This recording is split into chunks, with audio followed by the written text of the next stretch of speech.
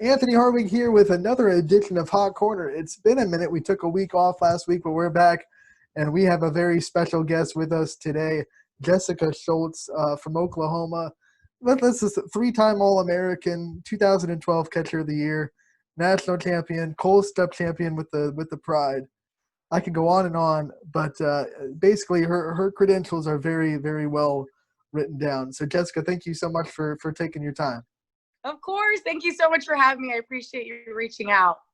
And what I was telling you before we started that we cover a lot of amateur sports, youth sports, high school sports. So I want to start by just taking you back to your roots and trying to find out what are your fond memories of going through high school softball and that kind of age of your career. Yeah, no, I honestly think that was one of the best times. Growing up playing travel softball, I played for the Worth Firecrackers for Tony Rico. And then before that, I just played locally for my dad's team called the Smashers. You know, we were just a one-hit wonder, but it was just a local team. We stayed all together. And then high school was just amazing. I went to Hart High School in Santa Clarita, California, and just played with my best friends. A lot of us did go on to play college. I think we had about 7 on our varsity team that went off and played Division I softball, but it was just a great, to me, being able to play with just my friends and kind of enjoy the game, and then playing travel softball. It was a great experience.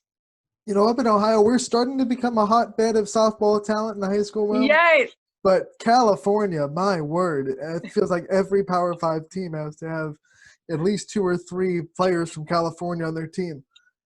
Put into words what it's like, how California softball differs from the rest of the country. I think that what helps is we're able to play year round because of the weather. That's a big help. It's summer now, but in December in California, it's still 70. You're still able to play. You're not having to deal with snow, having to move inside. You're able to be outside all year round. And this is kind of where warm weather is. So I think that really does help kind of develop softball in California. I think that's why Florida is so able to do the same thing in Arizona. And you kind of see those as the hotbeds, quote unquote, even though there's great players to me all over. But I think it really kind of goes back to being able to play year round and getting those reps on the field, because it is so different being in a cage and, you know, just getting machine and kind of stuff like that, where you're able to get that live experience and you're able to get that development in a game situation. I think game situation development is huge, especially at a young age. So I think that kind of is what has separated California and those warm weather states a little bit more, is just that game experience and being able to play year round and not having to shut down for certain months. We have a lot of girls in the softball community at YSN going through the recruitment process right now, trying to navigate this craziness with the dead period and everything. What was your recruitment process like going through your high school career? Oh, geez. A lot different than it is now, I'm going to tell you. I was recruited a lot later. Obviously, with the new changes that NCAA made, I think is a huge help to letting these young athletes kind of just develop again, like I felt like we got to, because I didn't make a commitment and I was considered still pretty early. It was the beginning of my junior year of high school is when I committed to Oklahoma. But honestly, if you would have asked me back in high school, or even junior high, where I thought I was going to school, I would have never thought I would have left the state of California. I was California born and raised, and I thought I was going to go to school in California. This was my home, and I did not want to leave. And then started getting some entrance from some schools. And then Coach Gasso had reached out to me, wanted me to take a visit. And I was like, no, I am not going to Oklahoma. You can cross that off the list. It's not happening. And that's where actually nationals used to be held back when I played travel. Now PGF has taken over a little bit. But we went to Oklahoma for nationals, and I happened to just go on campus while I was there. She brought me on campus, and it was a done deal. I was obsessed with Oklahoma and just the atmosphere in that college field where the softball team felt like such a big deal out there. And being from California, I just felt there's so many sports and there's so many schools and so many different things to support out here, where Oklahoma, that was it. You were like, everyone supported Oklahoma. So I just felt like that was such a cool experience, something that I had never been a part of. And football was so big, and I I just loved that atmosphere.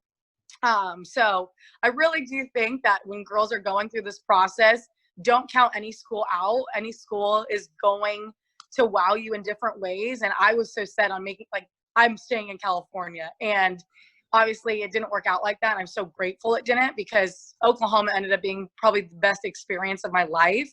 But I was a little bit hesitant at the beginning of my recruiting process, just because you get this idea in your head of, you know, seeing those certain teams on TV, what, you know, you want to expect to be at, like what school. And I think it really has to be a good fit, and a good fit for the person and what they're wanting academic wise, athletically. And it's really got to be a cohesive thing, instead of just getting so set on one specific aspect of it when you're going through the process. When did you kind of realize that Power 5 softball was a tangible goal and something that you could really go after? Honestly, I think it was when I got asked to play for the Firecrackers my sophomore year of high school. I'd never traveled really to play travel ball. I played locally for my dad until I was 14. We were called the Smashers. Nobody's probably heard of them because they were literally a one team. But I wasn't playing for the big team. I wasn't playing, for, the team that was getting recognized in the big tournaments and getting the PGF bursts and all of that, like you kind of see now. So I didn't really know, I guess, how good I was until Tony kind of reached out to me and wanted to bring me on his team. And then kind of was like a wake-up call, because everybody was really, really good and everyone was Division I caliber. So I really felt that's when it made me a better player, because I had to step up my game. And I was with the best of the best athletes. The catcher in front of me, Leanie, she went to play at Arizona. And the catcher, Ashley Hansen, played at Stanford. So I just had these great mentors to look up to, and we're the best of the best. So I think that helped me elevate my game and helped me get to where I want to. And that I felt like that sophomore year of mine is really where I grew and really became a better athlete, a better player of the game, and really learned the game a lot more, and having to make decisions on my own and not rely on coaches. And I really am grateful for that experience with the Firecrackers, because Tony really makes you learn the game. He's not going to tell you everything when you're on the field. And that's kind of what I talked about a little bit, is that game experience, I think, was really helping me in my growth with the sport. What was it like stepping on Oklahoma's campus and all of a sudden it was real that you were at this level of softball? There was no turning back. There was, it was kind of like thrown into the shark-infested waters. Yeah. What was that kind of moment like? It was surreal. I mean, I remember walking onto the campus for the first time and just feeling like, oh my gosh, they really want me. I walk in the locker room and it was kind of like, designated to me. And I just felt like such a big deal, and felt like this was going to be my home, and felt like this, you walk through the campus and you see all these legends. I mean, from football to softball, and you see all the championships that they've won when you go in front of the academic center, and it's just, you can tell it's a powerhouse and they expect a lot out of you. And I was just excited to be in an atmosphere where they expected a championship caliber, and it was really fun. You were part of the program that kind of turned Oklahoma into a dynasty. They've been so good since you went there. What was it like kind of starting that and now seeing it kind of unfold as the years have gone on? Yeah, no, I really felt that, being part of like that, the turning point, yes, but there was always that championship style from Coach Gasso. I mean, she knew how to win. And obviously there was a little bit of that stint, but I felt like the competitiveness that Coach Gasso set day one. I mean, I got kicked out of my first practice when I stepped out of the field, and she just set such a high standard, and you feel like that we didn't, and I never felt like it was a lull when we were there. Getting back, obviously, to the World Series is something that we hadn't been to in a while, but the way that we prepared and the way that we practiced every day set us up to be that good. And I think it just took the right pieces to kind of come together and all kind of mesh as a unit. And, we got really, really, I mean, Arizona was a great team our sophomore year. And that was the year that we went to the World Series. And I think finally being back at the World Series, it was like that year, our sophomore year of college was like, okay, yes, we did it. And we never really expected to win that year. So I think that was a really good wake-up call that, you know, our goal isn't to just be at the World Series. Our goal is to win the World Series. And so I think we went back to the drawing board our junior year and really took into kind of consideration what we needed to do to be a championship team at the World Series. We practiced like we were a championship team, but what were these 8 other teams doing better than us, and what were they doing?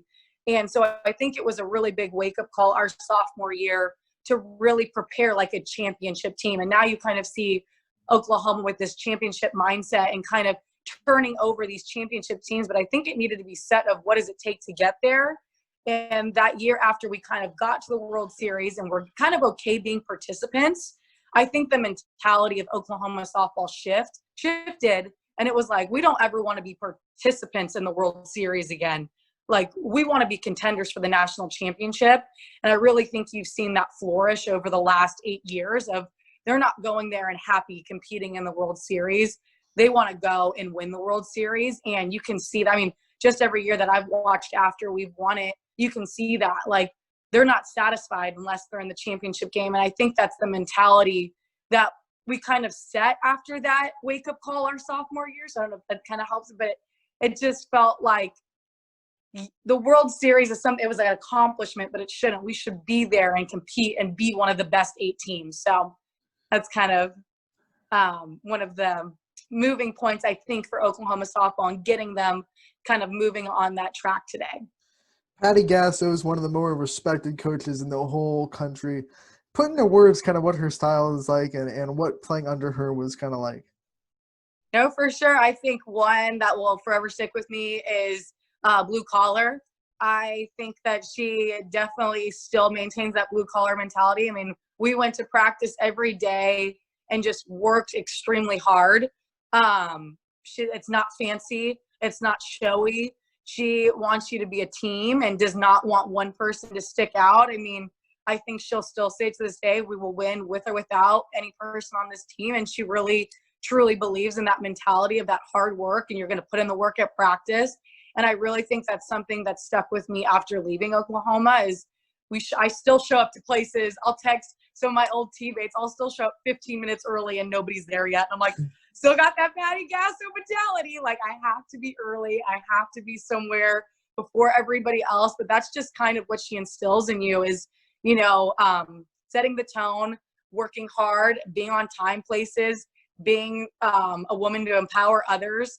And I think I still say it today, it was the best decision I've ever made playing for Coach Gasso because she really prepared me for life after softball. It wasn't just about softball when you go to Oklahoma. It was really about family. It was really about preparing you for the real world once you leave that small kind of bubble of, you know, the softball world in college, and really wanted to make sure that each one of her athletes would be prepared and able to succeed on their own. So I really look to her still as a mentor. I mean, I still talk to her all the time, and she's still one of my first phone calls when anything, you know, big happens in my life. And I think that's what I'll remember the most is the relationships that she built with each one of us, and, you know, the hard work that she instilled in us, because I think everybody who leaves that program has got a gritty, hardworking mentality. What is kind of your favorite Patty Gasso memory or story that you can share that maybe a lot of people don't know? Favorite? Oh gosh, we were, you know, Kilani and I were kind of the jokesters of the team. So there's so many things that happened. But I would say, gosh, favorite memory. That's a hard one. It really is. I would probably, I don't know if there's one that sticks out. There's a lot of funny ones that stick out, but I would say favorite, Patty Gasso memory would probably be, oh my gosh, you put me on the spot. I don't know. I honestly can't think of one on the top of my head. I would have to say probably singing on stage with her after we won the national championship and watching her sing Toby Keith and just being on stage and just kind of like celebrating, and it's just being a really cool moment because it was like all of the work was done and now we can just enjoy each other and watch kind of everyone just come into their environment, and it was really cool. You talked about winning that national championship. Talk about that 2013 season. You got so close in 2012, came up just short. What was the fire like in that whole season to kind of get back to that point? I felt like the fire was there. I think that go after, losing to Alabama in 2012, I was almost like the next day we wanted to be back on the field and just start preparing for 2013. It was a hard moment. I'm not gonna lie. Whoever's experienced it, I still remember the 2012 vividly. Like 2013, I'll watch it. I'm like, oh yeah, I remember that. 2012, I remember everything that happened in that series just because I hate losing so much. But I think our mentality going into 2013 was that we were not going to be denied. We went into every game and just wanted to win and knew that we could win. And it was almost like every game was just checking off and getting ready for the World Series again. I don't know. I remember going into the super regionals and like a thing was, to dogpile or because you're making it to the World Series. And I just remember our team like walking off the field and just giving each other a couple high fives because in our mind, we weren't satisfied going to the World Series. We weren't satisfied just, like I said, being contenders in the World Series. Our mission was to win it, and we knew we were going to dogpile when we won it. And so for us, Super Regional was like, okay, next step. This is not our goal. This is not what we want, like, to be in the World Series. We want to be back in that championship game and giving ourselves the opportunity to win a national championship. So I felt like our mentality for the whole 2013 year was like, all right, let's get business. Let's get down to business. Let's win and get to the next game and get better and better as the season gets on. And, I felt like we just didn't want to be denied. That was kind of the mentality is no, like we're not going to be denied. So That mentality really came to a head in game one of the 2013 championship because what a pitcher's duel between Kalani Ricketts and oh my Alan gosh. Renfro. I mean, both pitchers were bringing it, and then all of a sudden Tennessee hits a 3-run shot, and all the casual observers are thinking this is over because no one's been able to even touch Alan Renfro. But you guys scratch across 3, and then all of a sudden you get Lauren Chamberlain up in the bottom of the 12th for a home run. What was going through that whole game kind of like? Like you said, I think it was a crazy pitcher's duel for so long. And then, honestly, when Maddie Shipman hit the 3-run home run, I don't feel like our energy changed at all in the dugout. It was like, okay, it's our turn. And it was like a switch finally just like clicked with our lineup that like, okay, well, they're scored now. Now we got to do it. And it wasn't like, oh gosh, like they scored. There was never this energy drop from anybody on the team. And I think it goes back to just how well we prepared that whole year. And we knew that we were going to be put in some tough situations and how we came the next inning. And so I really felt like after we go back to the dugout, after Maddie Shipman had that 3-1 bomb, it was like, all right, let's go. It's our turn now. Like, you know what? This game's not over. We still got 3 outs. And then you watched our slappers just do an incredible job getting themselves into scoring position and scoring each other. And then Lauren just coming up with the legendary bomb. And I just think that was the tale of our team, like that we were not going to be denied. It didn't matter how many outs we had left in the game. We knew what our mission was, and we just, we were going to make it happen no matter what. So it's funny you say that because I don't know how many – you probably watched the TV broadcast since then. But when that home run happens, it's like Kalani has like 1 second of disappointment on her face, and then when she turns back around, it's like game face. Like, exactly. I mean, it it's was like, okay. It's probably the only mistake she made the whole game, and it happened to get hit. I mean, so that's probably the mentality she had. Talking about that, you had 2 pitchers that were really good. Mm-hmm. Nowadays, everyone has that, but back then it was more of a one-pitcher show in college softball. Yes. Like running with 2 of them and trying, you being the one that had to kind of control both of them and switching from Kalani to Michelle and controlling both of them. Mm-hmm. No, I think that they were such a good complement of each other. Like you said, it was a rarity back then to have two aces on your roster, and I really think that was a big factor in us making it so far in the World Series as well. Is we did have Michelle as well, Kaylani. I mean, during the year, you think about, you play 3-game series all year long in the Big 12, and Michelle was able. They were able to switch off. So I think it kept Kaylani fresher longer. It gave Michelle the experience and the confidence. When that championship game happened and her name was called, you could see both of them so excited. And I think that Kaylani was just as excited for Michelle as Michelle was. And nobody on the team was like, we knew Michelle was going to get it done as well. Like when you have two aces, there's no kind of up and down of emotion of the team, of where the team's going to go behind each pitcher, because we knew we had two amazing pitchers that it didn't matter which one was on the mound. We knew we were going to get a great product, and we knew we were going to have an opportunity to put ourselves in a situation to win the game for them. So I think that they complemented each other so well. They supported each other so well. I think that's a big thing too. When you have the support of the other pitcher, I think it is a huge, huge advantage when you're wanting the other pitcher to succeed. Because a lot of times, those pitchers want to pitch, and it's hard to, be supportive of your teammates sometimes, even though you're trying to, but you could truly see the love and support that they had for each other. And it didn't matter which one was pitching. The other one was at the front of the dugout every single inning, cheering her on, and like the first one out of the dugout. I remember that championship game when Michelle was pitching and Kehlani was hitting, but Kehlani did not move from the front of the dugout to support Michelle, to be there for her when she came off the field. And I think that's the difference when you have two aces, is kind of that support and that system that they had together really makes you feel love, and like you really do anything on the mound. So I think that was the difference maker for us, is that there was no kind of, I guess, nobody was thinking about themselves. It was all about the team. If you had to define Oklahoma softball in like a sentence, what would you kind of say? A sentence, as a whole, I would say. You can go 2 sentences if it makes it easy.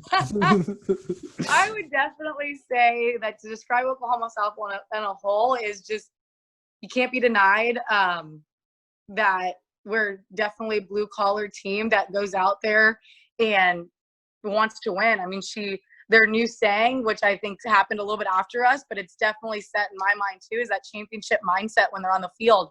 It's that mindset that you're going to work hard, and it doesn't matter what's going on in the game, that you're going to fight to the end, and you have that mentality, and you've put in the work beforehand to kind of make those goals happen. So I definitely think that's something that Gasso instills in us when you're a player, but it definitely carries on into your life after softball. You go through all that with the national championship. A lot of people don't get to experience that, but then you get drafted 3rd overall in the MPF draft. What was that experience like, getting drafted and, being a part of, I don't know, maybe 30 players that got drafted that year? That was a really cool experience. I really enjoyed, just seeing your name get called was a really cool experience, because I feel like softball, back growing up, it was the USA team, and you didn't really hear a whole lot about professional softball and kind of the opportunities that it had after college. So I felt like that was a really big moment of kind of hearing your name called and getting to go to the next level in your sport. Was a really cool experience. And I'm so grateful. Sorry, I had I was so grateful for Pride and kind of giving me that opportunity to play at the next level and be a part of such a great organization. I felt like they just treated us so well, and it was just, you felt like a professional athlete being in that program. So I'm really grateful for the opportunity that I got to play for them and kind of extend my softball career past college. While you did that, you went and you started to be a graduate assistant in Oklahoma. What was it like? I mean, did you always know you kind of wanted to be a coach after you finished playing? Yeah, I always knew I wanted to be in the game still, at whatever aspect it was. I wanted to get my master's as well and kind of have that degree. I knew that I enjoy people, I enjoy the sport. And so I really wanted to give back and be a part of the program and learn from Coach Gasso a little bit more on the other side of things, not just being her player, but now as her coworker, and kind of, learn from her in that aspect and pick her brain a little bit on the game. And I felt like that was a huge, huge opportunity for me, and really prepared me in the coaching world, and really prepared me as, a woman going into the sport and really kind of fighting for women in this sport, and, kind of going after the things that I wanted. So really grateful for the opportunity to do my graduate degree at the University of Oklahoma and kind of learn from Coach Gasso on a different level. And then you got to even get your feet even more wet with the coaching aspect, because you got to go to Houston and be an assistant coach there. What was that Yes. stepping stone like, being an assistant at Houston for 3 years? It was awesome. I'm still super close with Coach Vess and Coach Gibson. I really, really enjoyed my time there. I feel like they had the same mentality that we had at Oklahoma. Obviously, Vess playing at Oklahoma came from that tree. And then Gibson, being just a superstar at Texas A&M, definitely had that winning mentality as well. And so being a part with two coaches that really strive for greatness, like I did all of my career, it was refreshing to be in an environment with coaches that also wanted to win and wanted to be in those championship games, and were going to push their players to be in those championship games, but also brought that family atmosphere that I had experienced at Oklahoma. So it was a really great experience going to Houston and, getting that college coaching under my belt, and kind of getting to know those players and work with those athletes as well. Being in the coach's room, what kind of advice do you give to girls that are in the recruiting process right now, trying to get their name out there, especially during all this COVID-19 stuff, trying to navigate that? What kind of advice are you giving them now? I definitely, if I could give them one piece of advice, I would definitely say, don't stop reaching out. Obviously, it looks a little bit differently now, but these coaches still are watching all of these games. So continue to reach out, continue to write letters. If it's schools that you're interested in, don't stop reaching out just because you don't think they're watching. They definitely still are. Even though, like I said, it may look a little bit differently. And do your research on these schools. Really invest the time now that we have it, and softball isn't, driving every weekend. We're having to take a step back. Really invest in what you're wanting as you start to get older. What majors start to interest you? What are big things that you look for in the school? Is there certain aspects that you really want to play a strong factor, instead of it just being, this team was at the World Series last year, that's where I want to go? I really think that, taking the time and investing in what is really important to you to set up your future is huge, because I think that that's going to take you farther after softball, because like you said, only 30 people do get drafted to play at the professional level. And so life after softball to me is really huge now, that I wish I would have taken it a little bit more serious when I was in college, to be honest. But now, just kind of go full circle and really understanding the importance of making sure that you're looking at all aspects and not just softball at the university. And now you're doing individual lessons with gap-to-gap pitching, catching and hitting lessons. What's that kind of experience like, and trying to kind of build up the youth of the game? Yeah, no, I have absolutely loved it. It is so much different, obviously, than coaching at the collegiate level, but it is so rewarding. I mean, each week I go back to these girls, and they really are working to get better and really trying to perfect their game, and really just come in with a great attitude. Every week that we get to work together, it just brings me so much joy to see the progress that they've made, and to know that I've just been a little bit of a part of it.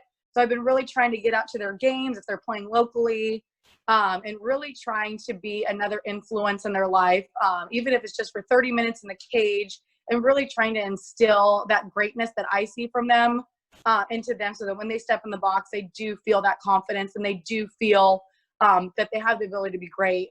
So it's been so rewarding. I absolutely love it. I do ages from 8 all the way up to 18, and every girl that I work with just literally makes my day. It is amazing. So I've had a really, really good time. And then Lindsay and Ernie, who also work at the facility, have been so great, just kind of letting me into their little family and allowing me to give lessons there. And it's been a huge help, kind of making Sacramento my new home, it's really been nice to have them in my corner and them helping me out to kind of build the relationships in this area, because I'm from Southern California, so I really didn't have too many Northern California connections. So having their help has been really great. And it's been really great to get to know these travel ball teams out here and getting to work with these different organizations. I know in the future you have a marriage coming up next summer. Pretty excited about Yeah. that, I bet. Yes. Do you have any future ambitions to get back to college coaching, or do you kind of like sitting where you're at with the lessons with the 8 through 18-year-olds? I honestly love the lessons. I think it is perfect for me. I get to kind of, like I said, make my own schedule with the lessons, work with these kids individually, and makes it a little easier to move around a little bit. Obviously, I love college coaching. I love being in that atmosphere. But kind of for right now, I'm really enjoying the lessons, kind of having a little bit more free time because, it's college football's a lot. And so, but for right now, I am enjoying it. Potentially maybe get back into it in the future. But right now, really kind of enjoying these individual lessons, really making an impact on these younger, the younger kids as they get ready for college, because I do feel like I'm giving back to the game a little bit more and helping prepare them for their future. So it's been really rewarding. Now, before I let you go, your brother Justin up in Oregon, great Yes. supporter of the Hot Corner. He's watched a couple of them. I got to meet him when he was on Miami staff. Yeah. I know he's going to watch this one. You have any messages for Justin up there? Yeah. Go Ducks. I'm never going to say that again. But no, I'm so proud of him. No one is more deserving than him. He has worked his butt off. Like you said, he's at Miami. And I'm so happy for him being up at Oregon. Can't wait to get out there and support their team. I wasn't able to this last year. So now with a little bit more free time, I'm so excited to get up to the Jane and kind of watch the Ducks play. I will root for them as long as they're not playing Oklahoma. But no, I think that he is a phenomenal coach and a phenomenal hitting coach. And I still turn to him for advice if I'm struggling, with terminology of what to say, because I feel like he does such a great job of breaking everything down and really making it easy to understand of what you're trying to say to get through to so many different athletes. So happy for him. And hey, Justin. I'll tell you what, when I watched him at Miami and I watched him coach and work with those girls, I could just tell, like, some people just have that coaching mentality. Yes. And he's got it, and he's going to do great things with it. Awesome. Well, thank you so much.